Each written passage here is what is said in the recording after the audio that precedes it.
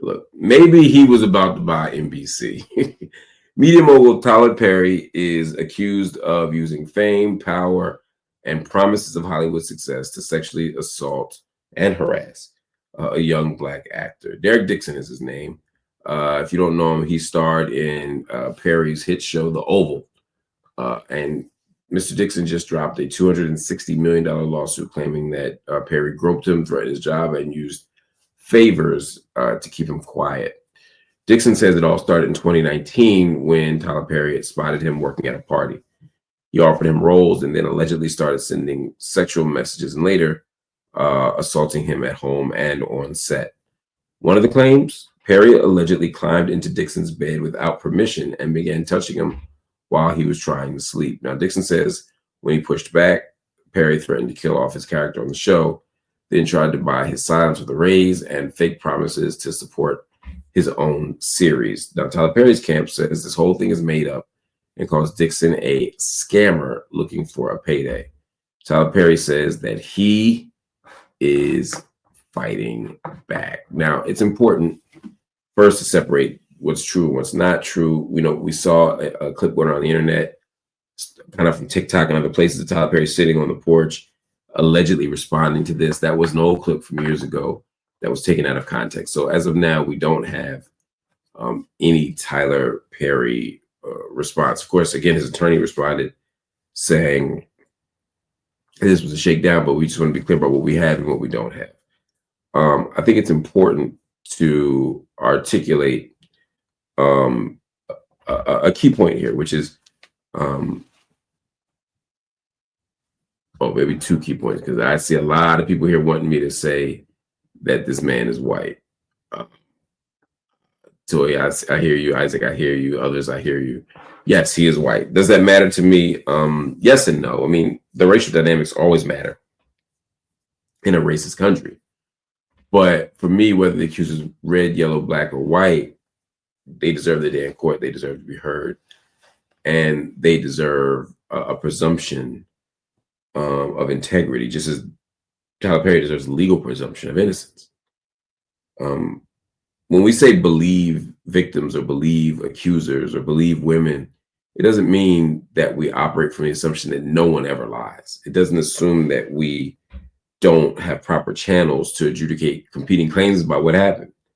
What believe victims or believe women, and those are the two narratives that have come up in the recent years. What that means is that we have to push back against the dominant cultural posture, which is to disbelieve victims, to assume that they're lying, to ask victim blaming questions, et cetera, et cetera. We don't want to do those things. We want to believe people. Now, I mean, I'd say we believe people who are telling the truth, obviously, but we don't want to begin from a place of presuming that people are lying. And historically, it's been women who we have not given proper credit, credence, credibility to. So that's what we mean when we say believe them. It doesn't mean that we ignore the evidence. It doesn't mean that we don't look at the evidence. And in this case, when you look at the evidence, which continues to come out, and that's why we say the scandal continues. Day one, it was just an announcement that Tyler did something. In some texts, and of course the lawsuit itself. Day two, day three, day four, we're starting to get into different territory,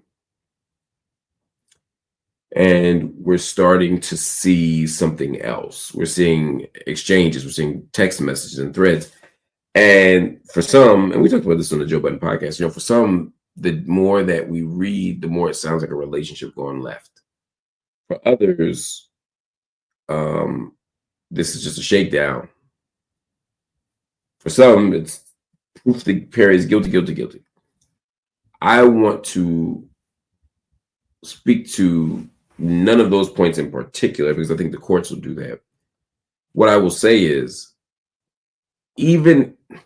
that we can't ignore the power dynamic here. It's entirely possible that the accuser is a shakedown artist. It's entirely possible that there is more than meets the eye. It's entirely possible that Tyler Perry's telling the complete truth. It's also entirely possible that Derrick Dixon's telling the complete truth. We should, again, do our research, do our homework, do our investigation, and not begin from a presumption of not believing the victim. At the same time, while we do that, we have to also say, hey, we can have an ethical and even just practical critique of Tyler Perry's choices if any of this is true. In other words, even if it's consensual relationship, even if they're engaged in something other than what's being accused, there's still the power dynamic of saying whatever relationship you had, maybe you shouldn't have had it with your employee, even if it's just a intense platonic friendship. The power dynamics make things complicated. So Tyler Perry, at the very least, needs to be sort of challenged on that. It doesn't mean he assaulted anybody. It doesn't mean he harassed anybody. Again, I don't know.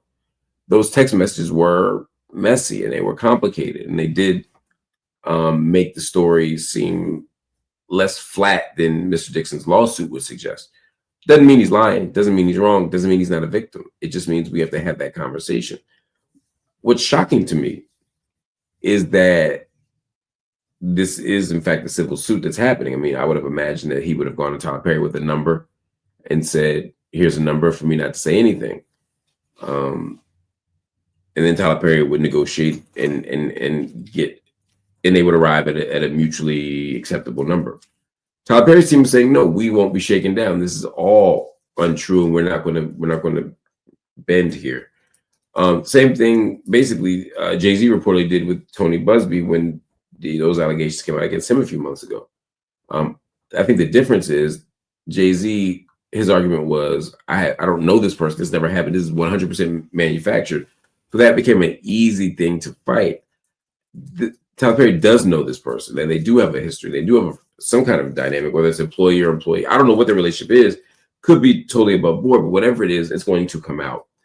And so I would have expected Tyler Perry to not want this kind of press, even if he's innocent, and that he would have settled. So it either means he didn't settle at a principle, or the person wasn't reasonable during the negotiation, or he didn't bring anything to him ahead of time. I find that hard to believe, but it's possible. So we got to get to the bottom of all of this stuff. But whatever comes out as true or not true, it's important that we acknowledge again that these power dynamics are problematic. It's also important to acknowledge that even if a person willfully engaged in certain actions, it doesn't necessarily mean that they don't have a credible. It doesn't mean that they don't have a credible claim in court. Also, it's important that we not allow homophobia, transphobia, whatever the phobia is, xenophobia, whatever the thing is. When we're analyzing a case, we can't allow these. We have to be mindful of how we smuggle our biases in. In this particular case, homophobia seems to be the thing, right? Is that are there people who will either dismiss the case, they're both gay, who cares, or they'll say, thou shalt not be gay, somebody needs to be punished, right? There's a way that, and same thing with the Diddy trial, right? If people find Diddy's sexual choices problematic, they may punish him for the wrong thing. Whatever is right, whatever's wrong here, we should pursue that, but we should be mindful of the way that our own biases around sexuality and race might complicate how we even tell this story, much less interpret it.